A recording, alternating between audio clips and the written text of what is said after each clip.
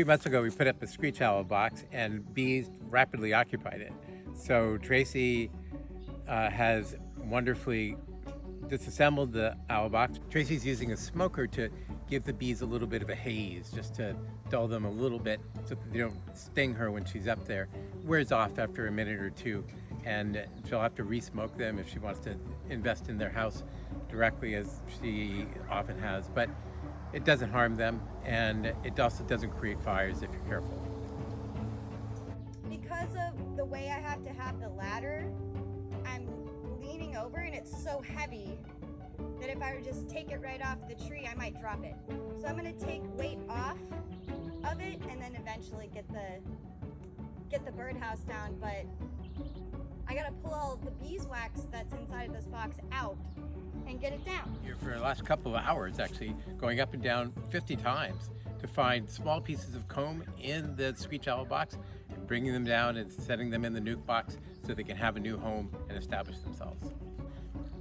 Tracy's now rehoming them, putting them in the nuke box with little pieces of comb from the screech owl box that she's taken down 25 feet up and put back piece by piece in the nuke box.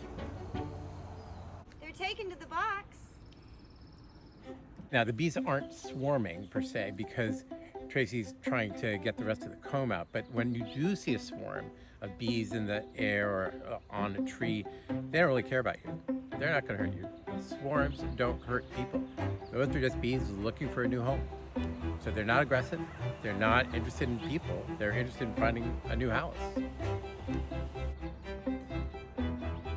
gonna sneak all these out? So this is the structure of the hive.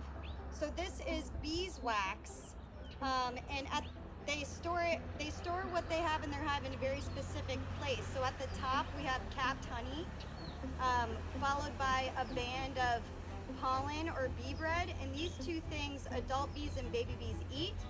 And then beneath that, this kind of brown matted looking section of the comb, these are baby bees. So this is the next generation of the hive that's yet to hatch. So all this stuff is stuff I want to save and get down in this box so they can keep tending to it. We're just moving them from one box to another. This is capped honey. So when the bees go around and are pollinating their flowers, they're also collecting nectar that they store in these cells. And they essentially are taking the moisture out to turn it into what we know as this kind of sweet, sticky substance. So that's honey. So once it's done, they put a capping over this, kind of like if you were canning.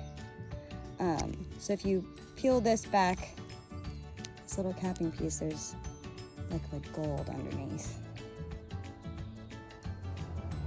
Oh, that's pretty cool. Just gonna hold it like that here. Yeah. So look at this.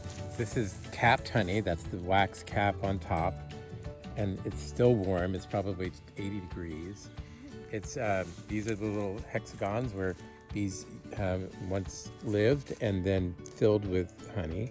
And this little piece probably weighs 2 pounds in my hand, which is pretty dense. That's why honey doesn't spoil, because it's less than 18% water. And you find it in Egyptian tombs. This is actually good enough to take a bite of. Oh, wow. That's totally amazing. Really dense. It's almost, it's a color of clover honey, but it has the flavor of like tangerines. This is definitely a citrus honey. You can get the scent of it. And you can chew the wax. The wax is digestible. Nothing better than this. So there's a queen in here, but the rest of the bees have decided that the queen and some of them are going to swarm. They've already prepared their next queen, but they don't just prepare one, they prepare several of them in case one of them doesn't make it or there's some kind of problem. They don't put all their eggs in one basket. So she's just unscrewed the box from the oak tree and is trying to lift it off. It has a little hook in back, so she'll try to lift it off that screw and then bring it down with her. and then shake the rest of the bees into the nuke box. Didn't quite get the screw all the way out. Now it's out. So she can take the box off the tree. So the box was previously chock full of bees. They were about ready to swarm. But many of them now have gone to the side, and in conformation we call bearding, where it looks like a ZZ top.